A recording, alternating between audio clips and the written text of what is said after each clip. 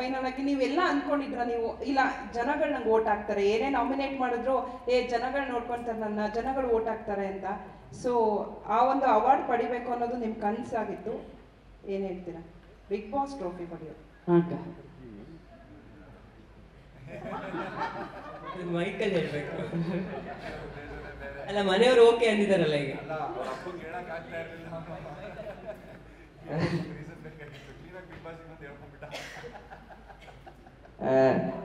ಹಂಗೇನಿಲ್ಲಕ್ಕ, ನಾನು ಗೆಲ್ಬೇಕಂತ ಬಂದಿದ್ದಿಲ್ಲ.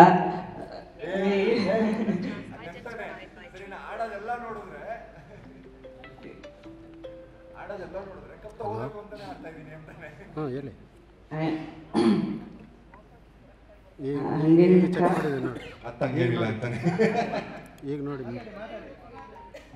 ಸರಿ, ದುಡ್ಡು ನೀರು ಇಟ್ಕೋ, ಕಪ್ನ ಎತ್ಕೊಂಡು ಹೋಗ್ತೀನಿ. ಅಕ್ಕ ನಾ ಆಟ ಗೆದ್ದೀನಿ,